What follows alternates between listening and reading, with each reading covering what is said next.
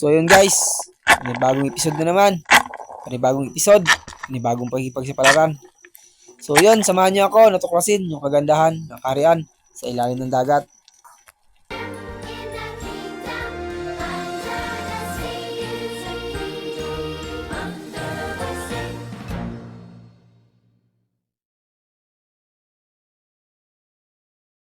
So guys, morning guys. Morning sa bagong hapon. So yun, balikan natin yung Malunaw. Kagabi maganda yung kuha natin dito. Pero umusod lang tayo ng konti sa gating spot. Tatlo pa rin tayo kami ngayon. Yung kasama ko, si Pimel. Yung pamangkin ko, mayroon ng isang cuttlefish daw. Nasa 1.5. Sabi hindi pa nakababa. Yun, samahan nyo kami. Maraming salamat sa panonood. At ito ang ating unang matutusok ngayong gabi. Ito, isang talagbago. Ayun, mailap. Pero hindi natin patakasan yan, habulin natin. Uy, yun, ano yan? Naging suno. Naging suno siya guys. Ayun, sapol. Ba't ganun? Talagbago yung hinabol natin. Suno naman ito guys. Kakaiba. Pinana ko na kaagad. Baka magbalik pa sa pagiging talagbago niya o baka maging sukoy pa, tayo pang panain. Kakaiba itong spot namin ngayon guys na sinisid. Nakaka-excite na parang nakakakaba. Isipin mo naman yon. Talagbago yung hinabol natin tapos naging suno. Paano na lang kung suno naman yung hinabol natin, baka maging daddy shark.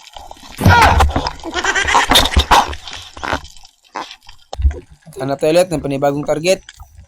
At ito, singsingan. Panain agad natin. Ayun, sapol. Dali-dalian na natin sa pagpana. Baka magbago pa at maging silalay. Tayo pang habulin.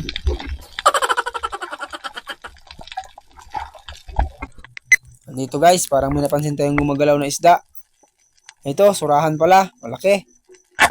Panain natin. Ayun, sapol naman. Medyo tagilid ang tama. Sana hindi makabitaw. Tanggalin natin itong bato na to. Nakaharang kasi. So, ayun. Okay naman pala yung tama. Ayos naman. Malaki na ito guys. Mga nasa 8 grams na ito. Ito ang masarap ang ihaw. Pure na surahan. Dito may labahita sa ilalim ng bato. Panain natin. Ayun, sapol. Labahita ang tawag nito sa amin guys. Hindi ko alam kung anong tawag nito sa inyo. Masarap nito sa inihaw. Pero mas masarap yung surahan. Medyo matabang kasi ito. Ito may pulang isda. Ayun, sapol. Ito yung isda na kung tawagin sa amin ay ganting. Pag pumupunta ang kuya ko, ito yung gustong-gusto niyang hingin. Yung ganitong isda kasi paborito niya ito. Masarap naman kasi talaga ito siya sa inihaw. Kahit sa sinigang, masarap ito siya. Malasa kasi isda na to.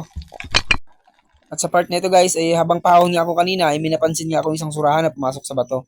So balikan natin. At ito, nakikita natin yung buntot niya. Papasok na. Panain na natin kagad upang hindi na makatago. Ayun, sapol. Malaki ito guys. Higit ito sa 1 kilo.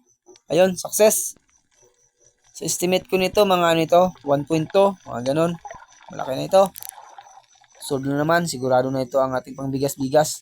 Siyempre, kung hindi ito makursunadahan ng ating mga inakay.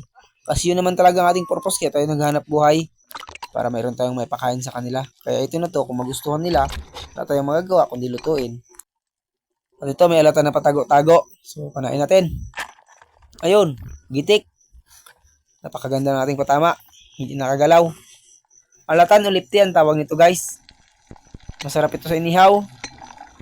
Gustong gusto ko ang isda na to sa inihaw o kaya sa sinigang. At pagtapos nito guys ay agad akong sumisid at ito agad ang humarang, isang surahan. Ayun, sapol. Malaki na rin ito guys. Mga 7 grams na rin ito siya.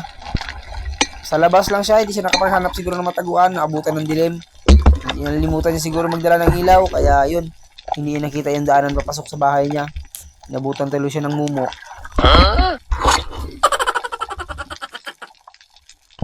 At dito guys, minapana nga tayo guys na isang kanlay. Sa sobrang lalim nga guys ng butas, hindi na natin nakuha ng kamera guys. Yung pagkuha natin sa kanya, kung paano natin ito nakuha. Dahil nga sa pahirapan talaga ito masyado. Sisid na muna tayo mga guys. At ito ilak. Ayun, sapol. Ilak o pampano. 120 ang kilo nito sa amin guys, hanggang sa 130. Masarap na luto dito, sigang. At ito, labahita. Labahita kung tawagin ito sa amin. Kung masarap dito, daing mo muna bago mo siya i-marinate. Pagkatapos, bilad mo ng mga kalating araw bago mo iprito. O kahit sa ihaw lang, masarap na ito siya. Basta nakaproseso.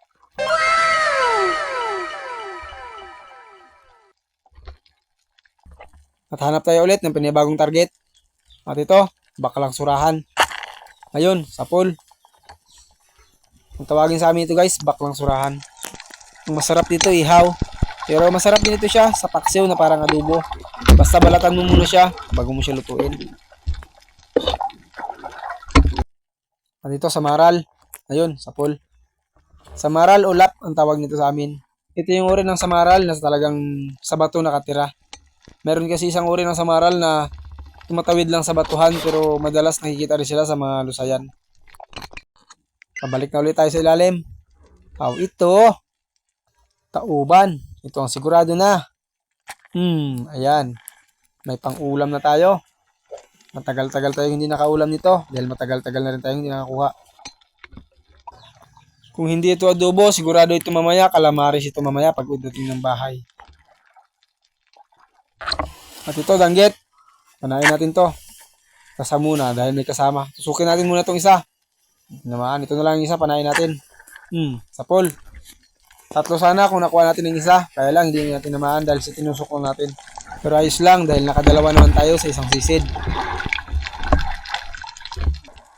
At nasa ilalim na tayo ulit. Maghahanap ng ating tutusukin. Pero parang wala.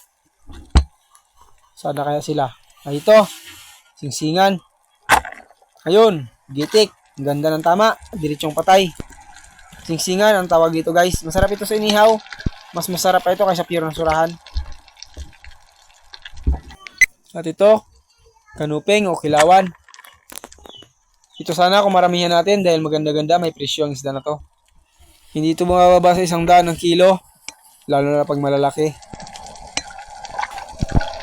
At dito ay nakapana tayo dito ng red crab. Ito nakatago. Marami sila. Kunin natin itong malaki. Ayun, sapol. Piliin natin yung malalaki. Nakadalawang red crab na tayo.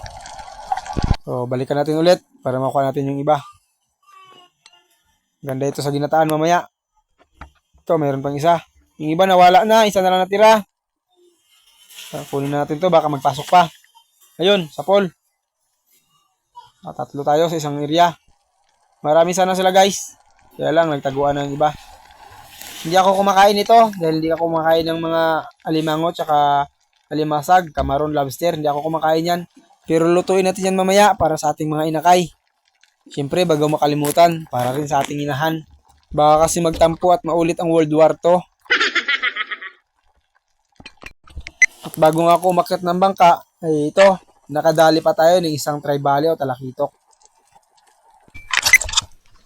So, yun guys. Morning. Pagkas na kami ng malunaw. Iuli rin kami dito kahit paano. Iuli natin. Sari. Mag-email. So yan, mag-isa lang siya. Kami, dalawa kami. Kunting diferensya. Iba talaga si Mimil. Wag nata. Malupit talaga. So yun guys. Maraming salamat sa panonood. To the kingdom, to the